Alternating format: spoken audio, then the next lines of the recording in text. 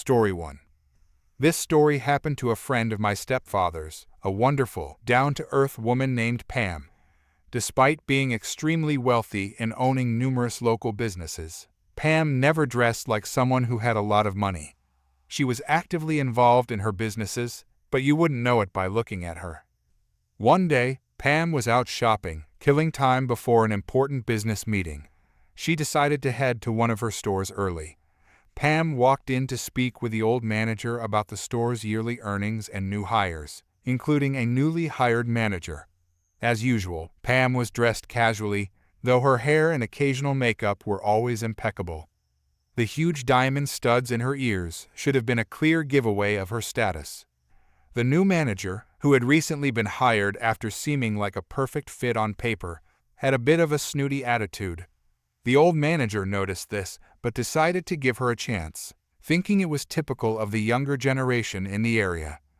Pam arrived early for her meeting and began browsing the store, as she always did, taking in the atmosphere and checking the aesthetics. The new manager, not recognizing Pam, gave her a judgmental look.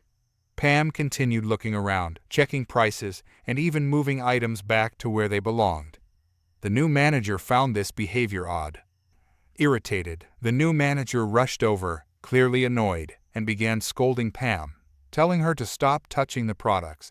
She told Pam that the items were well out of her price range and that the store didn't allow people to just browse. The new manager even grabbed a product out of Pam's hands and insisted she leave, claiming Pam wasn't the type of customer they catered to. "You're putting off real customers," she added. Pam stood there, wide-eyed and speechless, as the new manager tried to hustle her out of the store. Without saying a word, Pam pushed past her and headed straight into the back office. The new manager, furious, followed Pam, yelling that she couldn't be back there and threatening to call the police if she didn't leave. Some of the staff, who recognized Pam, tried to explain to the new manager who she was, but their attempts were drowned out by the new manager shouting. Meanwhile, customers watched the entire scene unfold. When the new manager entered the office, she saw Pam on the office phone, calmly starting a conversation. This only made the new manager more frantic, and she reached for the phone while continuing to scream that Pam wasn't allowed in the office. At that moment, the old manager rushed into the office, phone in hand, looking shocked. The new manager didn't notice her and continued threatening Pam, saying she was going to call the police and have her arrested. Finally, Pam had enough. She shouted, "What will you have me arrested for? From a store that I own?" The new manager froze, processing what Pam had just said. Pam turned to the old manager, asking her to calm the new manager down and explain who she was. "Old manager, can you please explain to her why I'm here and tell me what you were thinking when you hired her?" Pam said. The new manager, now wide-eyed and speechless, slowly realized what was happening. The old manager, still in shock, explained, "New manager, this is Pam, the owner and landlord. She owns this entire row of shops, and she's here to discuss the yearly earnings and review the new hires." The new manager was stunned, standing there with her mouth open, while Pam, as calm as ever, made herself a cup of coffee and invited the old manager to sit with her. "I think we'll start with the new manager's review first," Pam said, smiling at the old manager. Pam didn't need to raise her voice. When she spoke, she had a natural authority that was often softened with kindness, but not today. She calmly explained that what she despised most was being treated differently based on appearance or wealth. It didn't matter if someone had a penny or $1 million, she treated everyone the same. That was the principle she and her husband had built their businesses on, and the new manager had gone against everything they stood for. Pam expressed her concern about how many potential customers might have been chased away simply because they didn't look wealthy. As expected, the new manager lost her job. Word quickly spread throughout the community about her actions, and no one wanted to hire her again, whether as a manager or in any other capacity. Yes, Pam and her husband were extremely wealthy, but their success came from hard work and dedication. They had never forgotten where they came from and always treated everyone with kindness and compassion, no matter their background. Story 2. I used to work as a supervisor in my previous job, where I frequently dealt with a union. Some of the managers were not keen on handling workplace injuries, so that responsibility often fell on me. If you've ever worked with a union, you know that while addressing workplace injuries is essential, the process can be lengthy and tedious. One evening, I was on my second double shift in a row, with a third coming up the next day, and I was ready to go home. As I finished up my area, my evening manager texted me, asking me to assist a newer supervisor with an injury case. Since the other supervisor was new and needed to be taught, I understood the need, but I was exhausted from the double shift and still had to return the next morning. I asked if there was anyone else who could help or if the manager could assist. This manager was known for pushing tasks onto others and replied, "No, you have to stay until it's done." I had written documentation of the directive, so I complied. Since I was teaching someone, I decided to follow the procedure by the book. I opened the union and company policy on workplace incidents and followed each step meticulously. By the time we reached the part that required a drug test, the local clinic was already closed. We had to call in the out-of-area clinic, which usually takes over 4 hours to respond. While waiting for that, I conducted a thorough investigation with the union. I spent the entire night documenting everything, taking pictures, and following the exact procedures. By the time I finished the investigation and the drug test was completed, it was 7 a.m., just 30 minutes before my next shift was supposed to start. That's when the morning manager, one of my favorites, arrived. She greeted me with, "Oh, you're in early," I replied. "I never left." Her expression changed immediately. There was a rule in place that while management, including supervisors, could work more than 16 hours, if they worked over 20 hours, they were required to take a 24-hour break. Since I was classified as hourly salaried, I received overtime pay after 8 hours in a day, so this was important. Not only was I unable to work my morning shift, but I couldn't work my evening shift either. Despite that, I was going to be paid for both shifts. The morning manager asked me who had told me to stay, and I showed her the text message from the evening manager that said, "Stay until it's finished." I was sent home and enjoyed my extra day off leading into the weekend. When I returned, I had a meeting with the senior manager regarding the incident. After showing my messages despite the evening manager attempting to delete the message on his side, I was cleared of any issues. The senior manager wrote up the evening manager for the situation, and I was paid for my 2 regular shifts plus 24 hours of overtime. After that, I stopped volunteering for extra shifts, no matter how much they begged. Story 3. I was working at the postal station from hell. Had a piece of rolling equipment get caught in a piece of broken tile and pop up then onto my toe. Shattered the toenail. I was lucky not to have a broken toe from it, too. So I'm on light duty, which meant I had to work the service window where people come to pick up packages, signature required mail, fill out change of address old mail forms, stuff like that. Remember, I have a foot injury. This means that getting around is not easy for me. Have a customer come in about an hour before closing, hands over 2 pick up your mail forms for certified letters. Y'all probably don't realize this, but in big city facilities, we don't have your certified mail sitting in a gold case all by itself, and postal workers staring wistfully at it wondering when we'll see you. No, we have your mail sorted out by the last number of your street address in trays with hundreds of other certified letters just like yours. This means it can take quite a while to find your mail when you finally drag your butt in to pick it up. So I go looking for these 2 letters. It was a recent enough thing that I checked the stand-up cubby we had for the latest certified to pickups. Ugh, not there, so I hobbled to the longer-term storage area, about 10 feet from the door. I finally find both letters and go to the window. The customer tells me that he wants to talk to the postmaster because I took 3 minutes to get his mail, and that was unacceptable. I tried to convince him to get the party more likely to be on the premises to handle his complaint to supervisor. But nope, he's adamant about speaking to the postmaster. Hint, people, the later in the day it is, the less likely the postmaster will be there. But okay, You want the postmaster? You get the postmaster.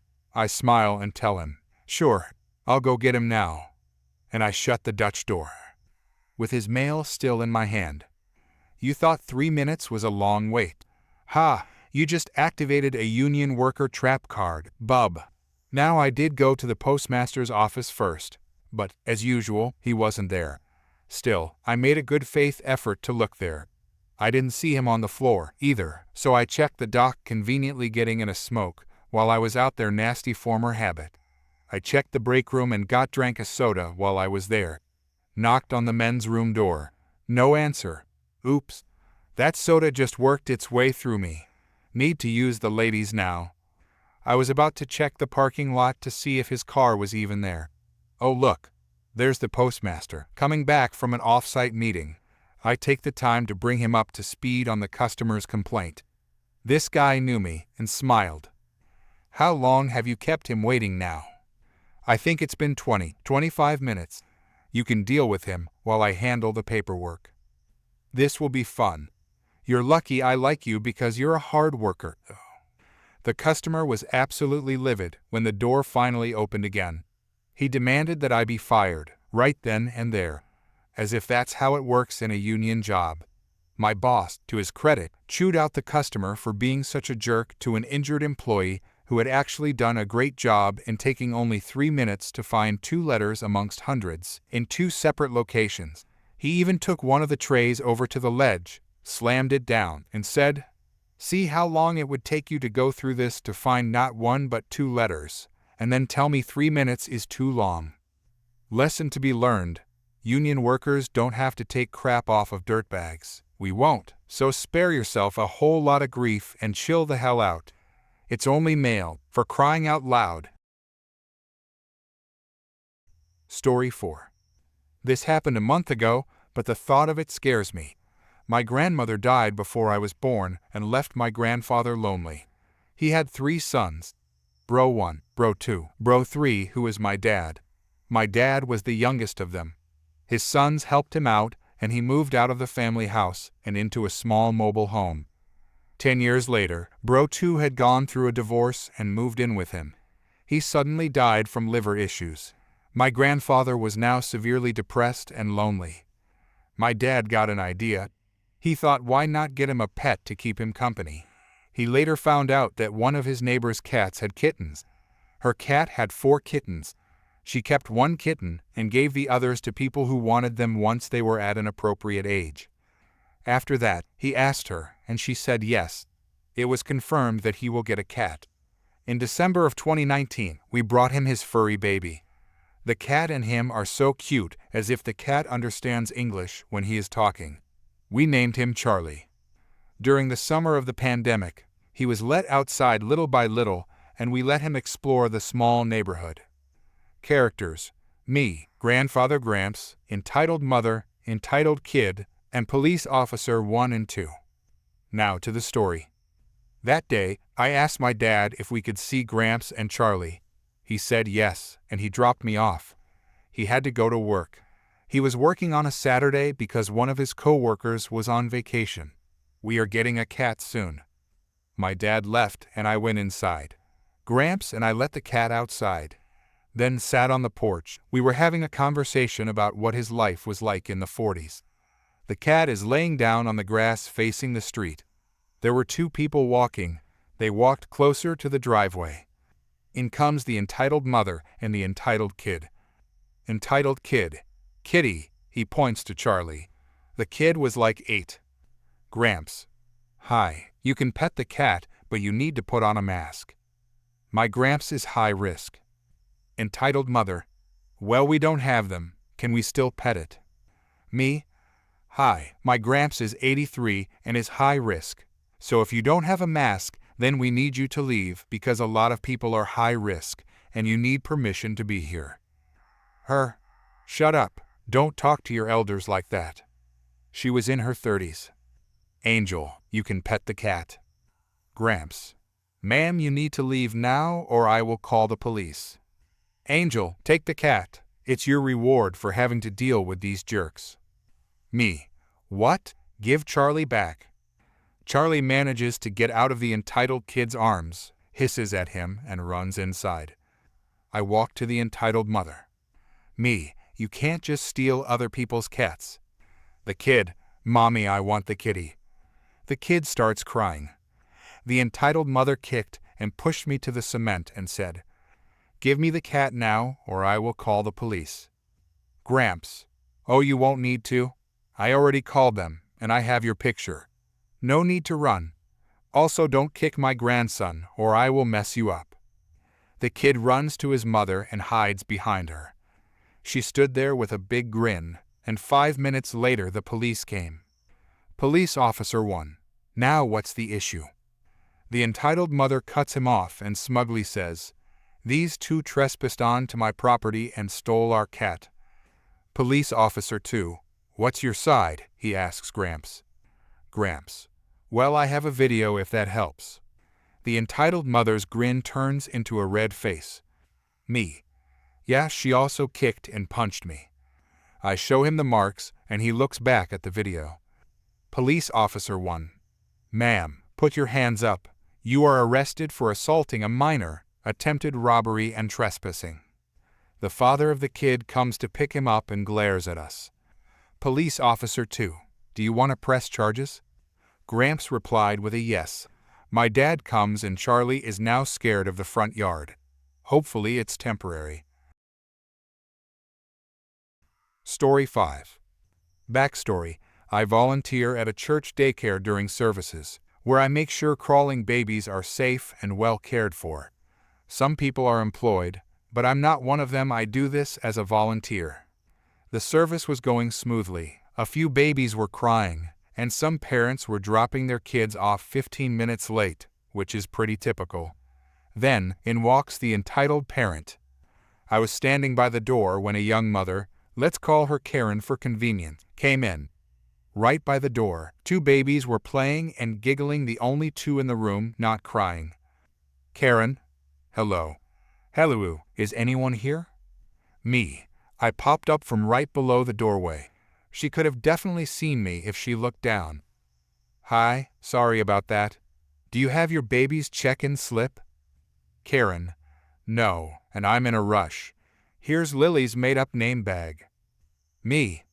I'm sorry, ma'am, but you need to pick up a check-in slip, and then I'll be happy to take Lily for you. Apparently, this was the wrong thing to say because Karen exploded. Karen. You lazy, good for nothing. Just take my sweet baby so I can go praise the Lord. Me. Ma'am, I can't take Lily without her check-in slip. I apologize for the inconvenience. Karen. You're such a worthless person. Are you really so lazy that you can't go get the slip for me? I need to go to service, something you obviously don't attend if you aren't serving others like me. So take my baby and stop yelling at me. Me. I picked up one of the giggling babies, who had just fallen, and started bouncing her on my hip. Ma'am, as you can see, I can't leave the room. You need to grab the slip, or you can take Lily with you to the service. I'll be happy to point you in the right direction. Karen's face turned bright red. You good for nothing. I'm paying your paycheck with my donations. You shouldn't even be paid when others deserve it more. If you can't do something as simple as grabbing a slip, I won't donate anymore. Me. Ma'am, please go grab your baby's slip, and then I'll be happy to take care of Lily, or you can head to the service. Karen, you should only be focusing on my child. The others are fine. Just step out and get the slip, you selfish. Me. Ma'am, please get the slip, and then I'll take care of Lily. Karen huffed and muttered something under her breath, including calling me a selfish attention seeker. Eventually, she went to get the slip, threw the baby bag at me, and handed me her child. That should have been the end of the story, but it wasn't. The service ended, and I started cleaning up. By then, most kids were picked up, but Lily was still there. I didn't think much of it, continuing to wait with her. To my surprise, she stayed pretty calm, but I was starting to get frustrated. The service ended at 12:30 p.m., and it was now 1 p.m. Finally, I heard loud laughter and saw Karen leisurely walking toward the daycare room. Karen, give me my sweet baby back. I hope you haven't tainted her innocence. I clenched my teeth, but kept my cool. Can I have the checkout slip, please? Karen, checkout slip? What checkout slip? I threw that trash away. At this point, Lily was crying because I wasn't giving her back to her mom, and no one was at the desk to print a new slip since Karen had taken so long. I heard her tapping her foot impatiently. Karen, if you don't give me back Lily right now, I'm calling the cops for kidnapping. Me, ma'am. Karen, she cut me off. I don't need your excuses. I pay your paycheck, give me my child. At that point, I just surrendered. I handed her Lily and the baby bag. Then, out of nowhere, Karen slapped me across the face. Karen, that's for taking so long. I'm never coming back to this church. Internally, I was relieved and doing a happy dance. My cheek was still stinging, but there wasn't much I could do. I shrugged it off and went home. I've got plenty more stories like this if you all want to hear them. Story 6. This happened about 15 years ago when my husband, who's a teacher, and I were living in a small, isolated country town with our 4-year-old daughter. In our tight-knit community, we always made an effort to welcome new teachers. We'd host barbecues and family-friendly activities to help everyone bond. It's important to know that our daughter, while incredibly clever, had some fine motor and language delays. She could read fluently and had a huge vocabulary, but her expressive communication skills were limited. She often relied on common phrases or quotes from movies and books. One day, we hosted the first barbecue of the year to welcome a new English teacher, her husband, and their 5-year-old daughter. As they arrived at our front door, before we could even introduce ourselves, their daughter spoke up. Entitled Kid. Hi, I'm Entitled Kid. Do you have any good toys? I answered for my daughter, why don't you take Entitled Kid to your room and show her your toys? As the kids went off to play, we adults started chatting. It didn't take long for the new teacher to start boasting about her genius daughter. Entitled Mom. My daughter is brilliant. She was so popular in preschool, but often left out of social activities because other parents were jealous. They didn't want her at birthday parties because she made their kids look bad. She then turned to me with a smug look. Entitled Mom, I heard your daughter is clever too. It would be good for my daughter to have a friend almost as smart as she is. I was trying to come up with a polite response when my daughter came to me in tears. Concerned, I took her aside to find out what was wrong. Unsurprisingly, it was about Entitled Kid. We went to check my daughter's room. The door was shut with a toy bin pushed against it, allowing only a small gap. Through it, I could see Entitled Kid sitting in the middle of the floor, surrounded by my daughter's best toys and her speech therapy laptop, which I had stored safely at the top of the wardrobe. I knocked on the door. Me. Entitled Kid, please open the door. Entitled Kid, no, your daughter's mean. She wouldn't let me play with her toys. Me. I'm sorry you think that. My daughter usually likes sharing. If you move the toy bin, I'm sure we can work this out. Entitled Kid, no, you'll just let her have everything. I'm the guest, you have to do what I want. Then, Entitled Mom chimed in. Entitled Mom, honey, I'm sure this lady will make her daughter do the right thing. You open the door when you're ready to trust her. I couldn't believe her audacity. I explained that the laptop was expensive, specialized equipment, not a toy.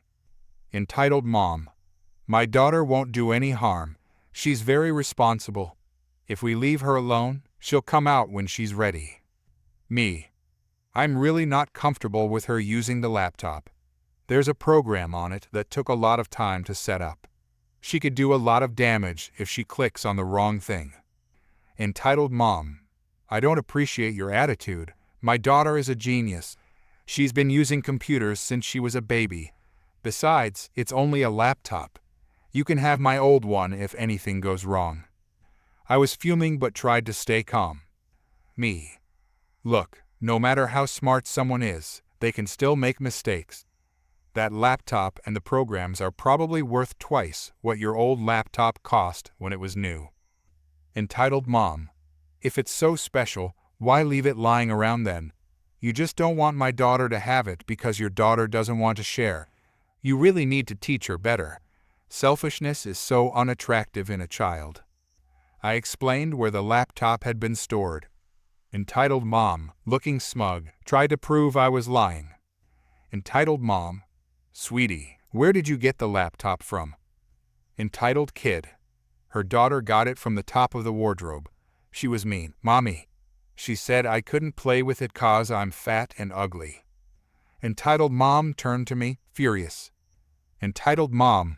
How dare she say such cruel things? She needs to come and apologize at once.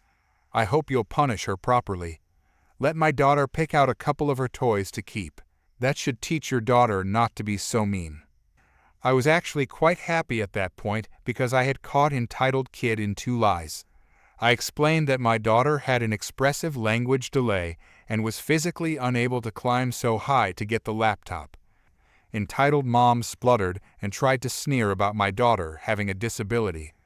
In the end, she made a vague statement about it all being a misunderstanding and bribed her daughter out of the room with promises of chocolate.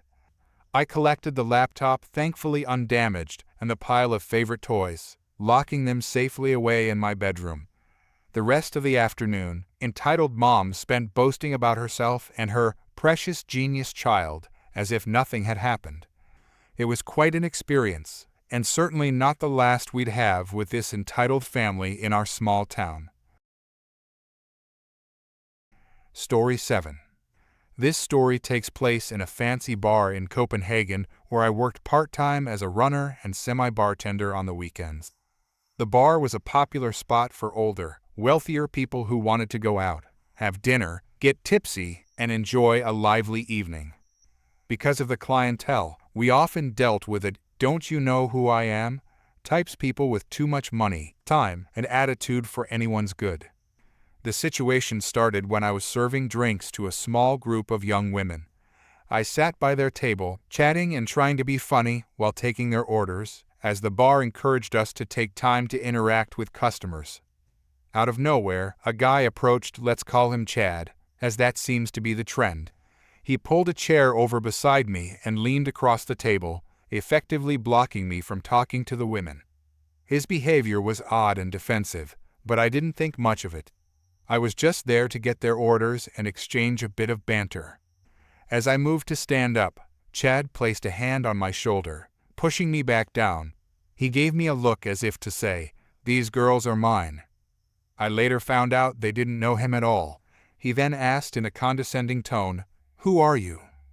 Not really understanding the situation, I told him I was there to get the women some drinks, clearly the wrong move.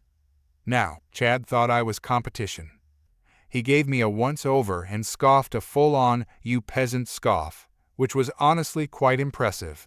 He then said, "You look too young to be here. I don't think you can even afford drinks for everyone." I was 19 at the time, and most of the bar's patrons were older. At this point, I realized he didn't know I worked there. But instead of explaining, I decided I'd rather get back to work than deal with his attitude. So I simply said, "Yeah, sure," got up, and left to get the drinks, 5 espresso martinis. While I was gone, Chad took a seat and began dominating the conversation. It was one of those situations where a loud, slightly tipsy guy asks superficial questions, and no one really wants to respond. The women just sipped their nearly empty drinks, exchanging awkward glances as Chad loudly asked, "So, where are you from? You don't look Danish." About 10 minutes later, I returned with the drinks. Chad was still at the table, laughing at his own jokes. As I approached, he noticed me and said, "Oh, it's you again.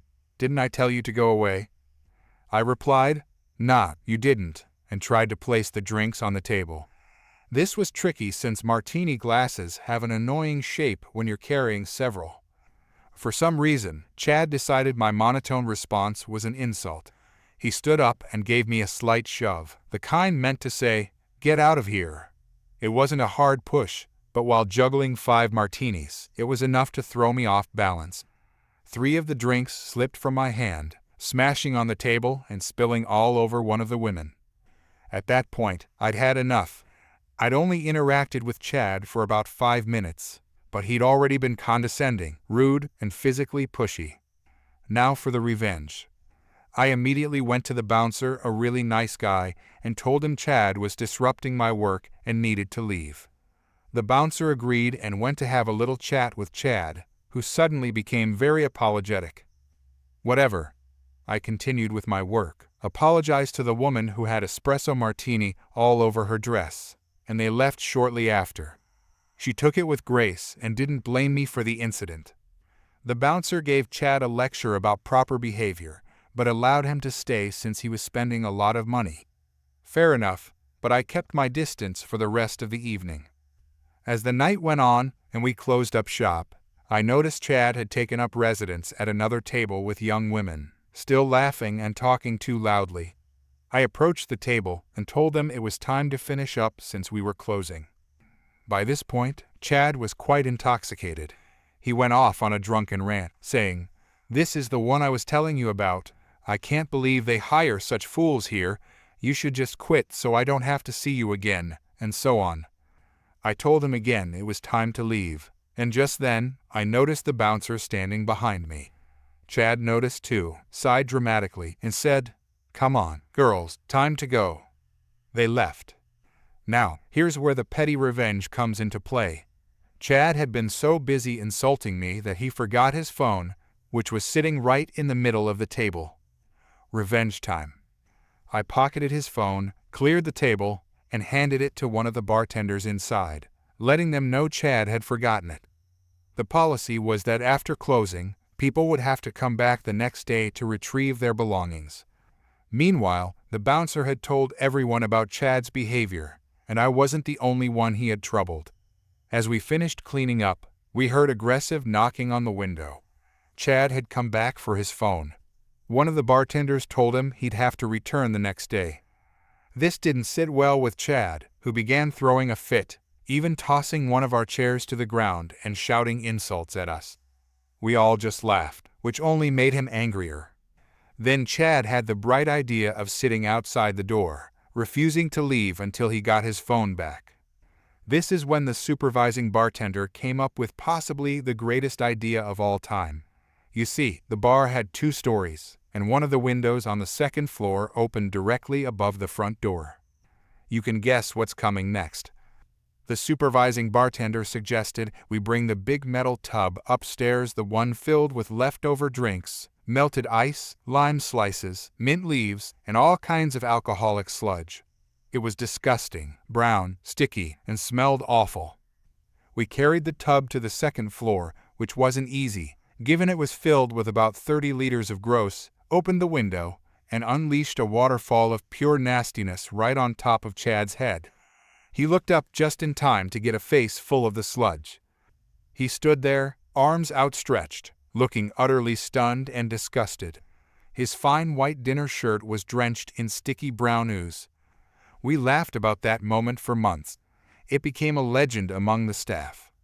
As for Chad, he just sort of left, too grossed out to continue his tirade.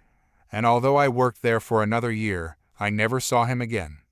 In the end, while the revenge may have been a bit over the top, none of us felt too bad about it. Story 8. I was working a second job at our local small grocery and butcher shop, a few nights a week to pay for my kids' activities. I was hired as a cashier. The person that did the end-of-day butcher shop cleanup/sanitizing quit. So instead of hiring someone to clean up, the owners decided that the cashiers could just do it between customers. The owner sat at their office watching TV and ducking around, and when a customer came in, doorbell would ring. They would buzz the phone in the butcher area for the cashier to come check them out. When I came in for my shift at 6 p.m. and was told about the new setup, I told them no. I was not hired to clean up the butcher area. I was hired to run the register and stock shelves. The owner then said I would clean the butcher shop or I could consider myself fired, and they walked away. I said fine. I grabbed my things and left. Apparently, the owner thought I had gave in and was in doing the cleaning. so they buzzed the butcher area when customers came in for about 2 hours before someone told them no one was coming to check them out. The store's liquor area, cigarettes and scratchers got emptied out. It was 7:30 and I got a screaming phone call from the owner about how he was calling the police and I was going to get arrested. Yeah, right. Owner did call the police. The owner stated he wanted me arrested as an accomplice to the thefts because I had left. Cops asked me to come to the store, which I did, and I explained that the owner had fired me. So I went home and the CCTV would prove that fact. The tape was reviewed, and plain as day, the owner said I was fired. I estimate they lost about $30,000.